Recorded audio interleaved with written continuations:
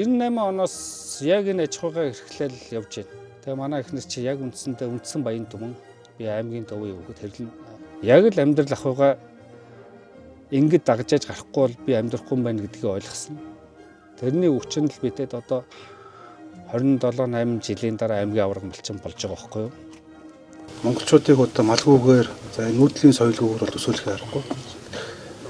Тийм болохоор энэ соёлыг одоо тээж яваа танд за мөн одоо таны гэр бүлд дахин талархал илэрхийлье. Үгүй яг хуу нэгдүгээрт гашаа ороо сайн байх хэрэгтэй юм байна. Хоёрдугаарт өв садлангаа сайн авах хэрэгтэй. Гуравдугаарт ажлын хүч маш их чухал байна. Биднүүсээ ард ажиллаж байгаа маш олон залуучуудын хүчээр энэ ажлын ард гарч байгаа. Энэс би өглөө адуугаа авраана, нөхрөө авраана, хониндоо явна. Ямар тийм боломж байхгүй байхгүй юу? Тэгэхээр шижгэлсэн 3 залуучуудын хүчээр яг энэ ажлын ард гарч байна. Өнгөрсөн жилийн 100 хүртэл нотолж өгсөн. Өнгөрсөн жил энэ гурвыг бол би дуусах байхгүй юу? Өвлийн дууднаар бол тийм. Тэгээ энэ гуравтай байж энэ гурав надад хэрэгтэй, би энэ гурав надад би хэрэгтэй байхгүй юу? Бүх юм уялдаа холбоотой явж байж.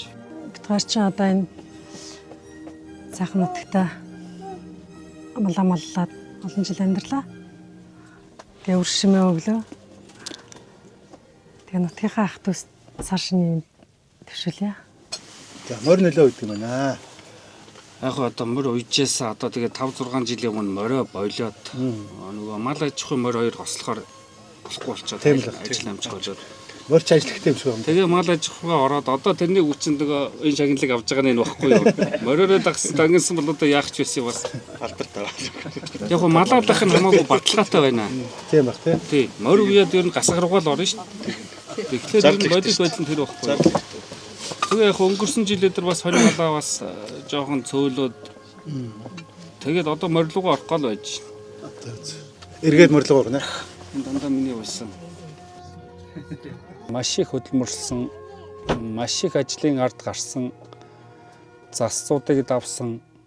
Энэ бол маш олон хүмүүсийн хүч хөдөлмөрийн ард өнөө жил аймгийн аварга малчин болж байгаадаа маш их баяртай байна. Түмэн хүн баян амьдрал нутаг гэдэг манай сум ураатай. Энэ олон нутгийн зон олны хүчээр битэд ямар ч бэрхшээлийг даван туулж чаднаа. Бүхний ард гарч чаднаа. Маш их баярлалаа та бүхэндээ.